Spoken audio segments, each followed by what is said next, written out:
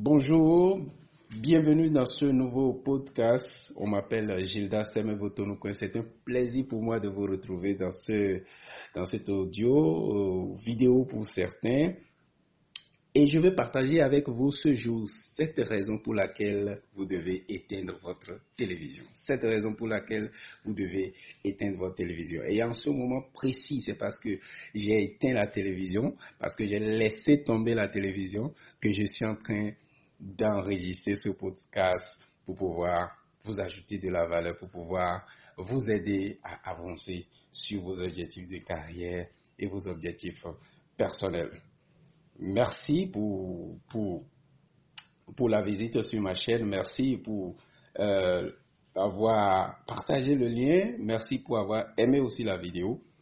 Revenons à notre sujet, cette raison pour pouvoir éteindre votre télévision. Vous savez, il n'est pas rare de tomber sur des gens qui vont vous dire qu'ils n'ont pas de temps. Assez de temps à consacrer à leurs objectifs, à certains de leurs projets, qui n'ont pas le temps de faire ci ou de faire ça, mais bizarrement, ces personnes-là trouvent du temps pour regarder la télévision. C'est dichotomique, n'est-ce pas? C'est dichotomique. Et quand on va au fond du sujet, on détecte un certain nombre d'éléments. En tout cas, en ce qui me concerne, j'ai trouvé deux raisons fondamentales pour lesquelles beaucoup de personnes passent du temps devant la télévision. La première raison, c'est une question de pourquoi. Lorsque vous n'avez pas un pourquoi suffisamment fort, vous pouvez passer tranquillement le temps devant la télévision. Vous pouvez laisser le temps couler, vous pouvez zapper les chaînes comme vous voulez, le soir, à midi ou bien même le matin, à regarder le journal TV avant d'aller au boulot. Et quand je parle de pourquoi, je parle de mission de vie. Lorsque moi j'ai découvert ma mission de vie en 2015, à partir de ce moment, je ne pouvais plus passer 30 minutes devant la télévision sans me poser des questions. Et Gilda, est-ce que tu es en train d'accomplir ta mission là où tu es? Est-ce que ce que tu regardes en ce moment te permet d'accomplir ta mission de vie? Et ce n'est qu'à partir du moment où j'ai laissé tomber la télévision que j'ai pu écrire en 3 mois mon premier livre, Pourquoi êtes-vous sur Terre? Et après avoir découvert cet état de choses, ça m'a aidé à l'implémenter sur d'autres aspects de ma vie. Il est important donc de pouvoir clarifier quelle est sa mission de vie ou actuellement les objectifs sur lesquels vous êtes en train de travailler ou les objectifs que vous vous êtes fixés par exemple en début d'année ou même les objectifs qu'on vous a fixés à votre service, dans votre département, dans votre direction. Ces objectifs, l'importance que vous les donnez, l'importance que vous donnez à vos objectifs personnels, c'est ce degré d'importance qui vous amène à facilement laisser tomber la télévision. Et deuxième chose, c'est que c'est une affaire de self-control, comme on le dit en anglais, self-control. C'est une affaire de volonté. Lorsque vous avez passé toute une journée à prendre de grandes décisions, lorsque vous avez passé la journée à encadrer, à coacher, à accompagner vos collaborateurs et que vous finissez la journée, votre self-control, c'est-à-dire votre volonté, je parle en réalité de l'énergie dont vous disposez pour travailler toute la journée. Cette énergie, si je la compare à de l'eau qu'on a mis dans un verre d'eau, c'est dans cette eau que vous puisez pour travailler sur tous vos objectifs, que ce soit des objectifs personnels comme des objectifs professionnels. Alors, vous en avez tellement puisé pendant la journée pour pouvoir prendre de grandes décisions, pour pouvoir travailler que si vous ne faites pas attention et que vous ne menez pas des activités pour vous donner d'énergie, pour vous donner plus d'énergie, lorsque vous rentrez chez vous, vous allez manquer de la force nécessaire pour dire non à la télévision. C'est-à-dire que vous vous asseyez, ou ça peut être après une douche, avant une douche, vous asseyez devant le canapé, vous commencez par zapper les chaînes. Vous restez là, on vous apporte à manger, vous mangez, et puis vous pouvez même dormir dans le divan, et puis ça fait à deux. Donc, or, vous pouviez convertir ce temps-là, et vous l'aimeriez. La plupart d'entre nous aimeraient bien utiliser ce temps pour faire autre chose plus utile qui vont nous ajouter de la valeur. Alors, les 7 raisons pour lesquelles vous devez absolument laisser éteindre votre télévision, avant de les aborder, je vais vous rappeler que il y a une étude en France en 2016 qui a montré que en moyenne, un Français passe 4 heures devant sa télévision. Et je me suis amusé à faire un petit calcul en posant l'hypothèse que si cette personne-là avait 80 ans à vivre sur la Terre, il aurait passé 12 ans de sa précieuse vie à regarder la télévision. Vous imaginez 12 ans à regarder la télévision. Vous voyez que avec 12 ans, l'on peut faire beaucoup de choses, on peut réaliser des projets, on peut accomplir de grandes choses. Mais ce temps-là va être gaspillé devant la télévision. Alors, j'ai pensé que en partageant ces 7 raisons avec vous, cela pourrait changer votre manière de considérer la télévision et donc prendre les décisions appropriées pour pouvoir être plus efficace dans la réalisation de vos objectifs. La première raison pour laquelle vous devez éteindre votre télévision est que passer du temps devant la télévision, c'est une perte de temps. C'est une perte de temps. Et vous pouvez penser le contraire. Mais quand vous êtes devant la télévision, généralement, quand vous allez commencer à faire attention, vous allez voir que c'est des choses en réalité qui ne sont pas très utiles, qui ne sont pas pertinentes pour vos projets. C'est ça généralement que nous regardons. Et nous disons que nous nous diversifions, nous disons que nous apprenions des choses.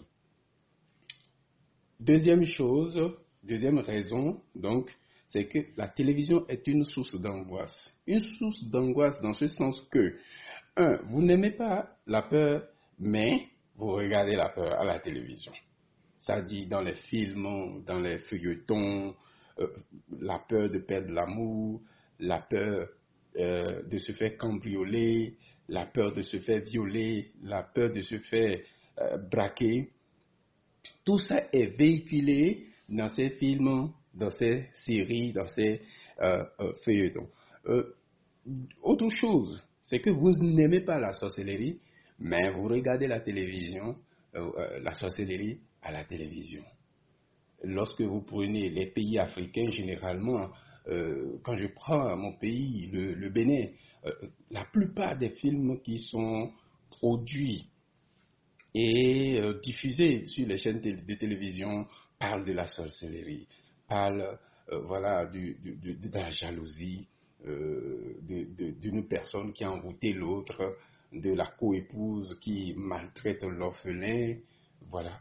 Et le mal est souvent exposé pour dire quoi? Pour dire que l'homme est mauvais, l'homme n'est pas bon, la vie est dure, la vie est compliquée. Alors dites-moi, en quoi est-ce que cela vous sert? L'autre chose, c'est que ces films-là ont tendance à placer la population ou celui qui est en train de les regarder dans une posture de victime.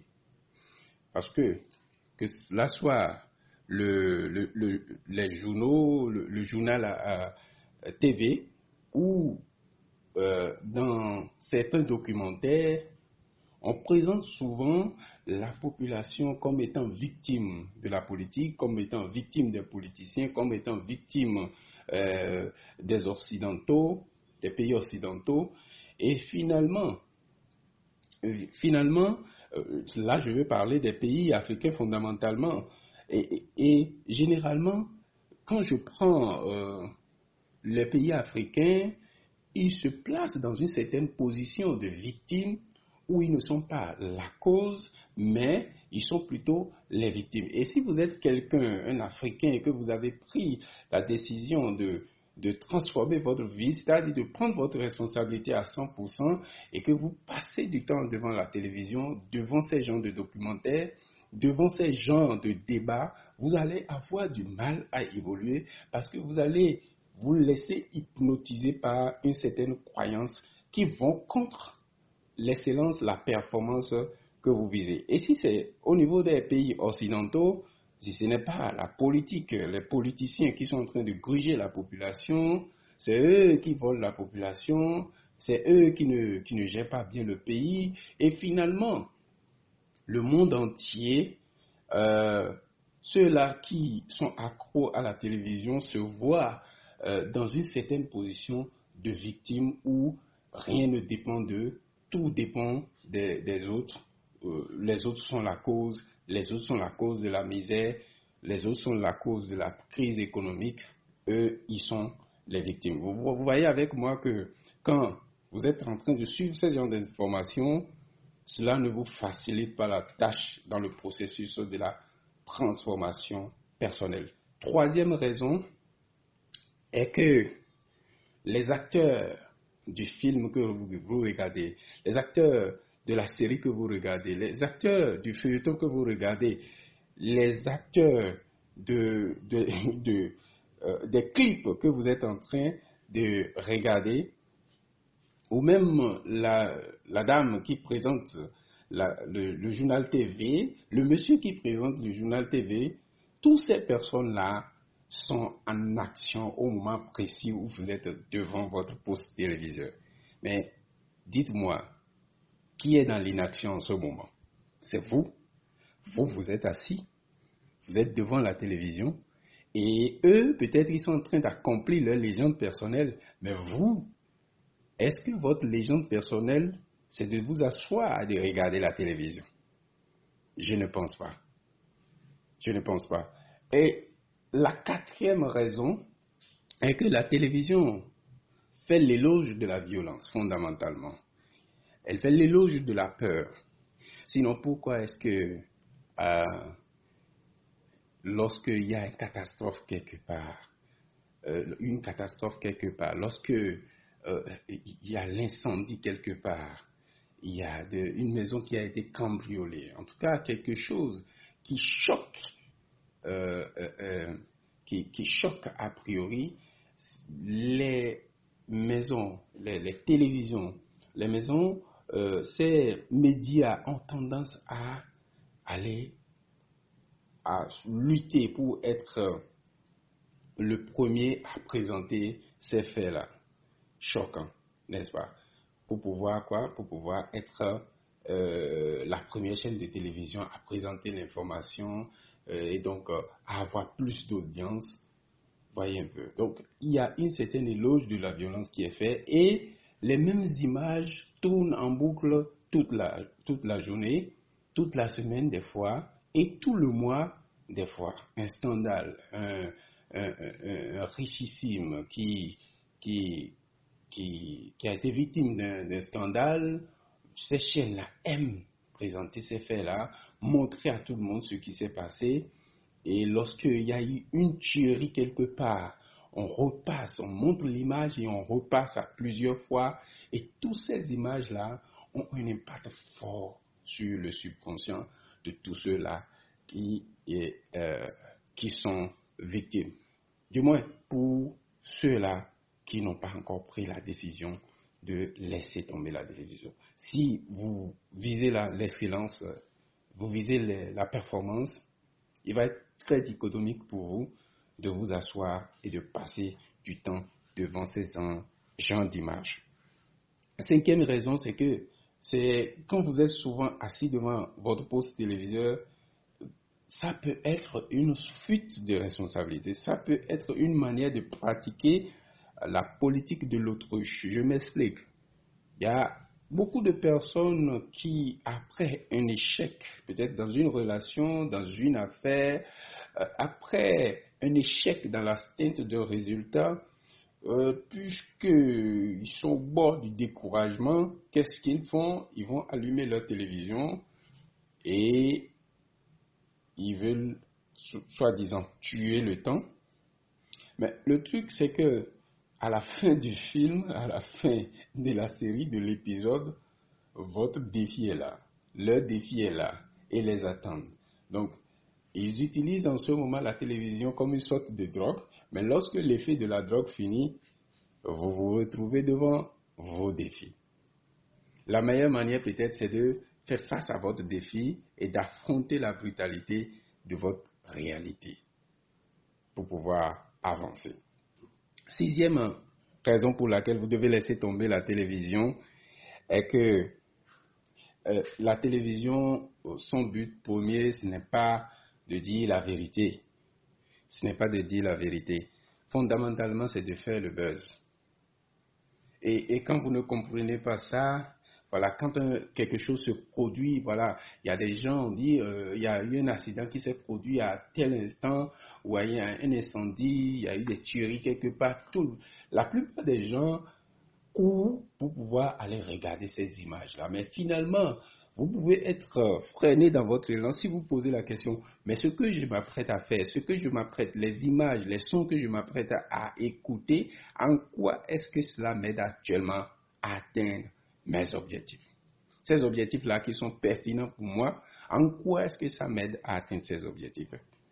Peut-être que si vous posez cette question, vous allez vous faire un petit recadrage, ce que j'appelle le recadrage minute, qui va vous rediriger vers les bonnes actions, les bonnes pensées, les bonnes paroles pour pouvoir être performant. Et c'est ça, c'est toute la différence est là. C'est ça qui fait que certains sont animés de bonnes intentions, mais ils n'arrivent pas à avancer dans la vie parce qu'ils sont occupés, mais ils sont occupés à faire la plupart du temps les mauvaises choses. Et lorsque vous faites ce recadrage-là et que vous dirigez vous utilisez votre temps à faire ce qui est pertinent, ce qui est le plus important pour vous, c'est en cela que vous pouvez être différent, faire en un an ce que les gens n'ont pas pu faire en 5 ans, en 10 ans. Septième raison pour laquelle vous devez laisser tomber votre télévision est que la télévision ne fait que consommer votre énergie. La télévision ne fait que consommer votre énergie. C'est un cercle vicieux, n'est-ce pas? Vous avez besoin d'énergie, vous avez besoin d'énergie pour accomplir ce qui est important pour vous. Vous êtes allé au travail, vous avez dépensé de l'énergie, vous manquez d'énergie pour dire non à la télévision, donc vous vous asseyez devant la télévision et le peu d'énergie qui vous reste, la télévision en consomme. Et finalement, vous ne pouvez même plus discuter avec votre conjoint, votre conjointe, vous ne pouvez plus vous amuser avec vos enfants, votre enfant. Vous êtes là, vous n'avez même pas la force de discuter avec quelqu'un, à moins chose vous énervez et vous vous emballez. Et cela va vous créer de sérieux défis si vous ne décidez pas de prendre cet aspect-là de votre vie en charge. Et je vais partager un principe avec vous qui va vous aider.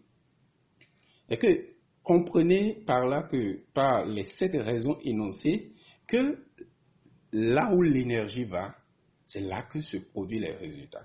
Là où l'énergie va, c'est là que se produisent les résultats. Donc, c'est à vous de savoir les résultats ou le résultat qui compte le plus pour vous et diriger votre énergie vers ce résultat-là. Voilà, ça c'est le principe. Là où l'énergie va, c'est là qu'apparaît du résultat. La stratégie que vous pouvez utiliser est l'allocation stratégique de vos ressources fondamentales. L'allocation stratégique de vos ressources fondamentales. Et comme vous le savez, nos ressources fondamentales sont l'argent, l'énergie, notre argent, notre énergie et notre temps.